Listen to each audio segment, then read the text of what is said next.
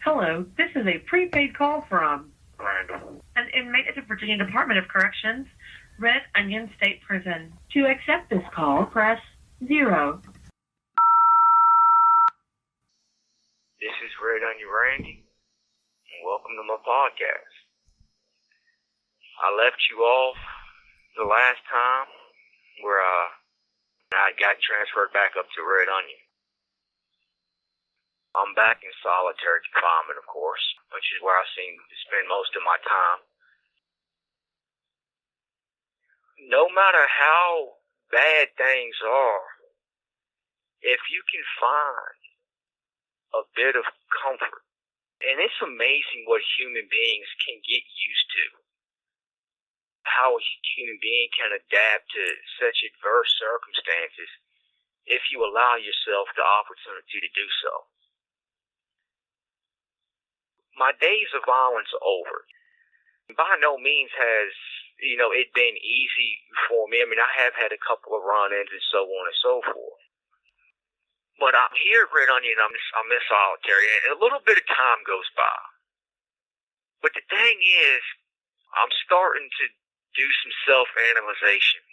And it's a slow process, and it's really a process that I don't want to go through, because it's very painful. It is not easy to look into a mirror and see yourself as you are instead of seeing yourself as you want to see yourself. And that was a big problem for me. Because as a child, as a teenager, and as a young adult, I hated who I was. I absolutely despised myself. I didn't like how I looked. I didn't like my personality. I literally liked nothing about me.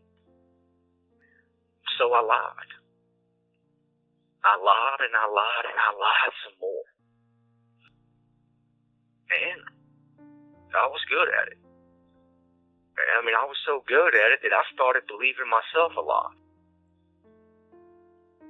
So when I started looking in that mirror of self, when I started gaining knowledge of self and of who I was, I didn't like it. I mean, man,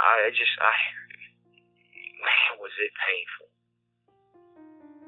And the first thing I had to do in rehabilitating myself and in recovering just part of who I was before I became that way, I had to realize that I can't lie to myself no more. I have to tell myself the truth.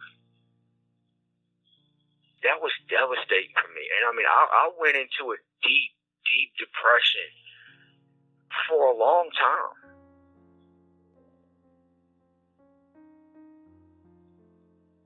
It was worth it, though. I mean, I'm glad I did it. I'm so glad that I did it. And I'm so glad that I stuck with it through the pain and through the seeing myself and having to start just chipping away and having to start changing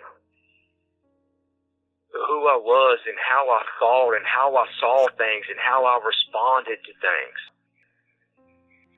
That's the thing that not enough people in this world do. I had the time to do it because when I was in population, I was always ripping and running.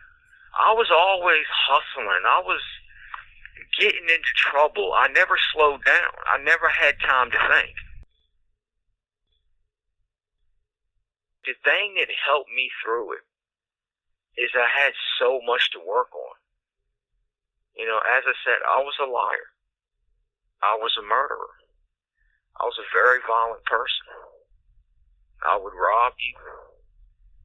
I would fight you, I would hurt you, I'd cuss you out. I mean, I made so many bad choices. I had what the psychiatrists and therapists like to call poor self-impulse control. The fact of the matter is, mine wasn't poor, mine was non-existent. I had no impulse control whatsoever. As soon as I had a thought, I did it. I've kicked the doors. I've flooded. I mean, very few people have ever flooded better than I have up here. I mean, there was this one time, a long time ago, where the COs bucked on my shower. So I waited till after they passed out lunch, and then they went to sit in the office on the other side, in the pod next door to me. I took a bunch of clothes, and I stuck them up under the door and then the side of the cracks of the door, and I put a sponge down in the toilet, and I just kept flushing it and flushing it and flushing it until it overflowed. And I filled the cell up to the point where I could actually swim in toilet water if I'd wanted to. And I didn't want to, but I could have. And then I reached down and I ripped the clothes out the way. And I didn't just flood the pod. I flooded half the building. There was water in 3 pod where I was at. There was water in 2 pod. There was water in 1 pod. And there was water going out onto the big rec yard out front. I mean, I flooded half a building. I mean, that's the kind of stuff I'm talking about. Where I didn't have no control. If I had a thought, I did it. I was just so angry. I was just so filled with rage, and I just couldn't understand why this kept happening to me. Why this kept happening to me. Why I did the things I did. Why did I make the choices that I made?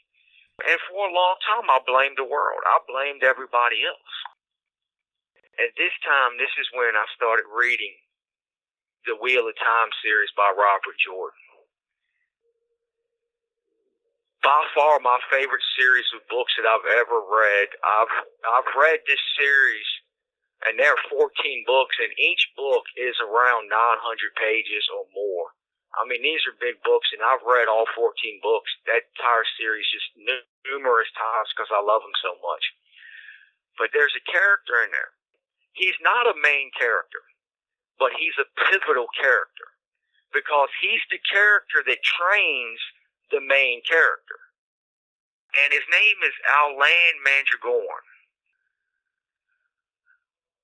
I just had such a connection with this character.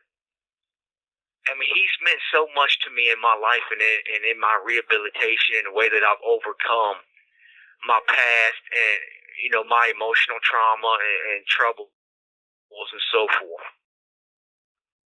And I remember one day, I was sitting on the bed and I was thinking about Lan. And I was daydreaming that I could be him. I wanted to be him. I wanted his skills, his abilities, and just the way he confronted life, the way he dealt with things. I remember hearing a voice in my spirit. It wasn't in my mind. It wasn't in my thoughts. It wasn't in my ears. It was in my gut. It was in my heart. It told me that the only difference between you and Lan are the choices that you make. And from that moment, from the moment I heard that voice, my life completely changed. That was one of those pivotal moments, it was key. If it wasn't for that moment, if it wasn't for Lan Mandragorn, if it wasn't for Robert Jordan writing that character, I wouldn't be who I am today, and I wouldn't be where I am today. It's my belief that God used that character to reach me, to teach me, and to really truly open my eyes fully. Because I think before then, I was kind of starting that process a little bit. I was starting to see. But Lan really opened them the rest of the way. And when I realized the only difference between me... You have 1 minute remaining. Lan and all of these characters that I've admired in reading books and novels for so many years is the choices that we make. From that point, I started making better choices, and my life completely changed. It completely turned around. Unfortunately, we're running out of time. This is Red Onion Randy. I hope you enjoyed listening to me, and I hope you go and check out my website, redonionrandy.com. Take care and stay safe.